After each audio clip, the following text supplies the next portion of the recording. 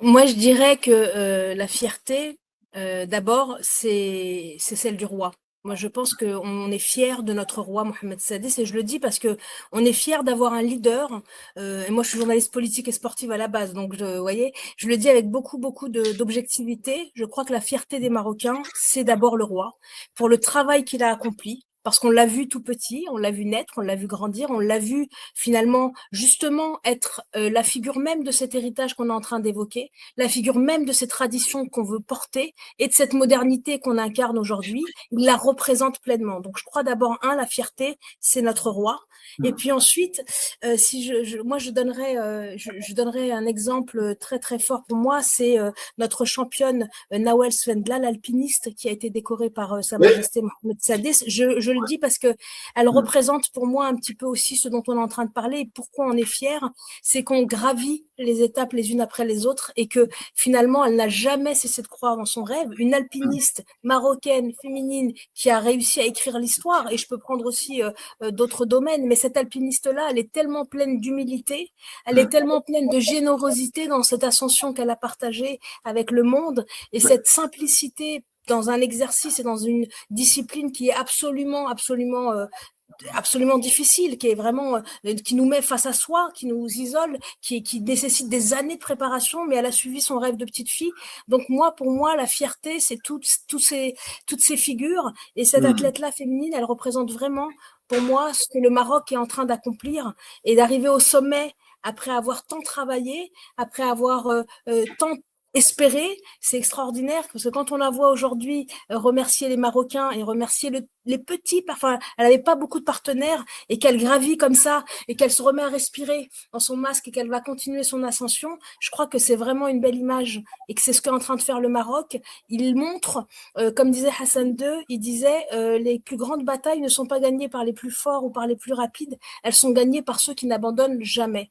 Et moi, je crois que je suis très fière parce que c'est des mots qui m'habitent vraiment, et c'est des mots aussi qui sont concrets dans la réalité que le Maroc est en train de dessiner. Nos sportives, nos sportifs aussi, nos hommes et nos femmes politiques, et le monde économique aujourd'hui se transforme avec des figures dans chaque domaine qui nous permettent de nous exprimer, mais qui nous permettent de dire on est fier. On n'enlève pas ce qu'on est, on a d'autres histoires, d'autres cultures, d'autres identités, mais nos racines, elles vont continuer à pousser parce qu'on va continuer à les arroser, et ça, c'est précieux. Donc, la fierté, c'est tout cet écosystème d'un royaume qui n'a rien abandonné de ses ambitions.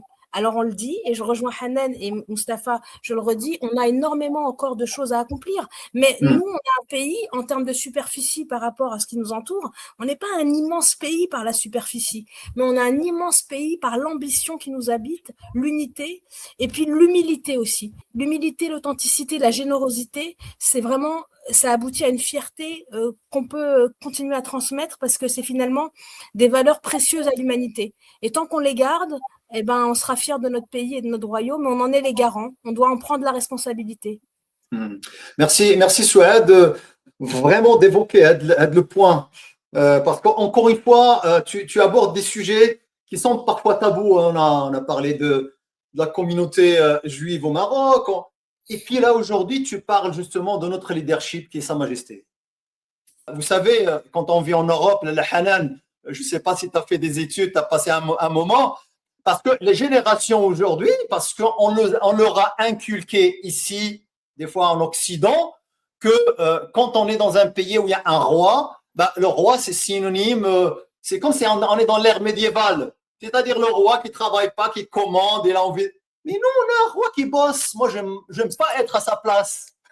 Moi aussi, j'ai fait mes études en France, j'ai fait ma spécialité en France, Ouais. mais c'est grâce à Sa Majesté qu'on a le complexe sportif Mohamed VI. Il a été inauguré par Sa Majesté en personne, et moi-même, je lui avais présenté une partie de notre centre médical, et j'ai eu la chance d'être à ses côtés. C'est vraiment quelqu'un qui s'intéresse de près aux petits détails. Il m'avait posé pas mal de questions, et j'en garderai toujours le très beau souvenir, et je suis certaine que c'est vraiment grâce à sa vision de l'évolution du Maroc que, alhamdoulilah, notre pays il évolue ainsi. Et ça, personne au Maroc ne peut le nier.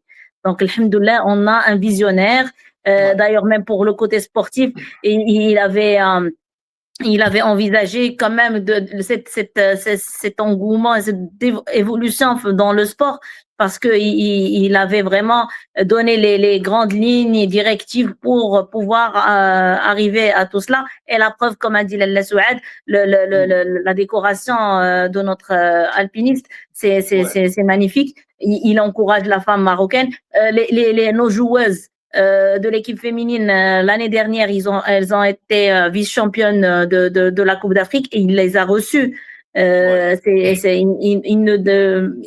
Il n'arrête pas de donner les moyens nécessaires dans tous les sens. Et donc, alhamdoulilah, on ne peut que s'estimer heureux. C'est effectivement un grand leadership, alhamdoulilah. Et pour compléter une phrase, juste Mustapha qui va te parler, pour donner juste un comparatif, parce qu'on est concret et c'est important. Nous, en handball, on a l'équipe féminine de Metz qui fait quand même championne la Ligue Europe et qui n'a pas été reçue à l'Elysée. Donc, c'est pour ça que je veux insister sur cette médaille qui a été remise par les mains du roi, Sa Majesté, à notre athlète féminine, en presque one-to-one. Ça veut dire que c'est quelque chose quand même qui en dit beaucoup sur la vision du leadership féminin, du sport, de sa position au sein du royaume, puisque nous, on a des joueuses extraordinaires qui ont accompli un vrai challenge, un vrai défi relevé à l'échelle européenne. Je les salue, les handballeuses de Metz, et qui n'ont pas été reçues et décorées. Et là, je veux dire que voilà où on en est, et voilà pourquoi on n'est pas en train de suivre, et voilà pourquoi on est leader et qu'on avance et qu'on est acteur. Parce que concrètement, sur des faits, sur des choses qui ont du sens pour nous les femmes ou pour nous les Marocaines, il y a quelque chose, il y a un message. Alors, on n'est pas entré ici sur le code du droit de la famille, sur ce qui avait été modifié ces derniers temps, sur l'enfance et tout ce qui peut encore dans d'autres émissions, on aura l'occasion, mais petit à petit, il y a des messages forts et des actions qui les accompagnent sur ce soft power qui nous transforment collectivement et qui nous engagent collectivement. Donc voilà, ça montre aussi que on n'a plus besoin de se comparer forcément à l'Europe ou à la France et qu'on est main dans la main, ou en tout cas, on avance maintenant, on sait marcher, on sait courir et on sait vers où on va et où on va ensemble. C'est intéressant et moi, je vous parle, mais en même temps, je parle aux personnes qui nous écoutent ce soir. Bzaf الناس ما تعرفوش, par exemple, parce qu'on peut penser que ce que fait le royaume en ce moment, c'est juste une stratégie peut-être pour avoir un petit peu l'amour un peu du monde entier, etc.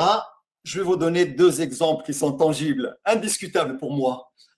Est-ce que vous savez qu'en 1993, la thèse de Sa Majesté le roi Mohammed VI elle a porté sur la relation entre l'union économique, et pas le Maroc, et le Maghreb. C'est sa thèse de doctorat. C'est-à-dire, lui, il a toujours été habité par cette idée de construire un Maghreb. Vous savez, quand on est jeune et on nous demande d'aller faire un exposé, on va aller chercher un sujet qu'on aime. On est bien d'accord, vous êtes d'accord avec moi? Et puis, ces études aussi en master, ils ont porté sur la relation sud-sud avec l'Afrique. C'est-à-dire, tout ce qu'on est en train de réaliser aujourd'hui, on peut le retrouver dans les masters, dans les mémoires de Sa Majesté quand elle avait 24 ans, 25 ans. Ce sont des rêves, ce n'est pas une stratégie qui vient de naître aujourd'hui. On est vraiment sur quelque chose d'authentique et de sincère.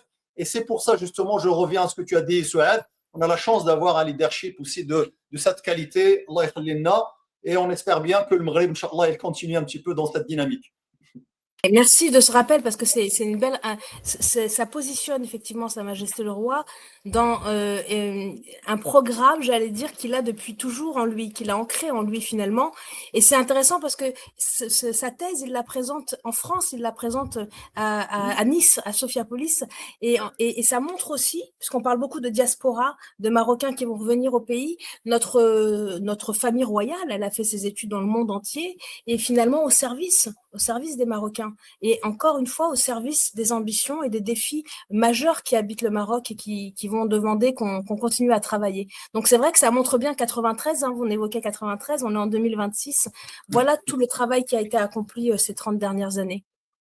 Alors, juste encore une fois pour la petite anecdote, en 93, moi j'étais à l'Institut royal de la formation des cadres au Maroc.